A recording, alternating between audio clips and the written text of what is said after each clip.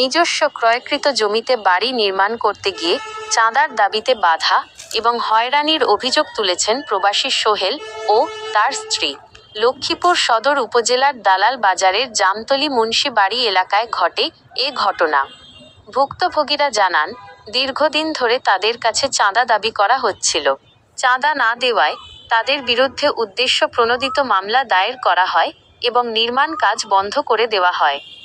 এদিকে নির্মাণাধীন বাড়ির সিমেন্ট, রড, ইট ও বালুসহ লক্ষ লক্ষ টাকার মালামাল নষ্ট হওয়ার আশঙ্কা দেখা দিয়েছে। জমিটার জমা খারিজ খাজনা সব কিছু আপডেট করা আছে। আমি সর্বপ্রথম যখন আমি কাজ চালু করছি, করার পরে একটা দুষ্কৃতী লোক উনি আমার কাজে বাধা দিচ্ছে। দেওয়ার পরে আমি এটারে আইনের মাধ্যমে, আমি থানার মাধ্যমে এটারে আমি রোকাইছি। রোকানোর পরে ওই লোকরে বিভিন্নভাবে আবার আমাকে হয়রানি করতেছে। চাঁদা না দেওয়ার কারণে আমাদের মিথ্যা মামলা দিয়ে আমাদেরকে হয়রানি করে আমাদের কাজগুলো বন্ধ করে রাখছে। মেন হচ্ছে চাঁদার টাকা না দেওয়ার কারণে। এখন সামনে বর্ষা আসতেছে, আমার এই বাচ্চাগুলো নিয়ে এখানে থাকতে খুব কষ্ট হয়। এখন ছোট একটা ঘর করে ওইখানে বাচ্চা নিয়ে থাকে। স্থানীয় প্রত্যক্ষদর্শীরা জানান, মারামারির অভিযোগ তুলে মামলা করা হলেও বাস্তবে তেমন কোনো ঘটনা ঘটেনি। না, এরকম কোনো ঘটনা হয় নাই। জামতলিতে রাস্তার উপর কোনো মারামারি হয়েছে? কোনো ঘটনা হয় নাই। আর ইয়াসিন তো তখন ওই দিন 11টা দিয়ে বাসায় চলে গেছে। না, আমাদের এলাকাতে কোনো মারামারি হয়েছে আমি দেখিও নাই, শুনিও নাই। প্রবাসী সোহেল বলেন, চাঁদা না দেওয়ায় আমাদের হয়রানি করা হচ্ছে। তার স্ত্রী বলেন, বর্ষা আসছে, 3টি নাবালক সন্তান নিয়ে আমরা কোথায় থাকব? আমরা ন্যায় বিচার চাই। ঘটনাটি এলাকায় চাঞ্চল্যের সৃষ্টি করেছে।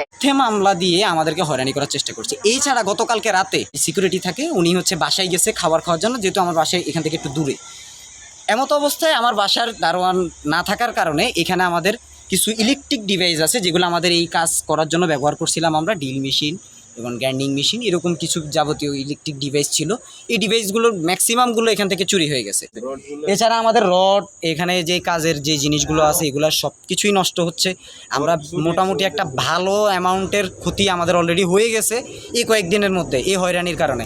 আমরা প্রশাসনের কাছে এটার একটা দৃষ্টান্তমূলক শাস্তি দাবি করছি। ইয়াসিনে তার ছেলেরে হয়তো বলছে যে তোর আব্বারের ডাক দে, যে এই ধরনের বেজালে কেন যায়। এটা মনে হয় বাপেরও যাই কইছে আর কি। বাপে মনে করছে হেরে ঠেট মুখে দিছে, এতটুকু আর কিছু মারামারি হয় না।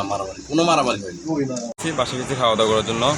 আসার পরে দেখি কিছু মাল সামানা ছিল, জ্ঞান নেই।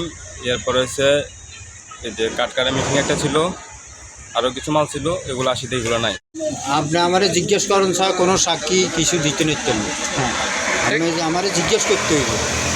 এই আছে এটা, আর কোনো মারামারি, দরাদরি, হারাহারি আমার সামনে কিছুই হয়নি।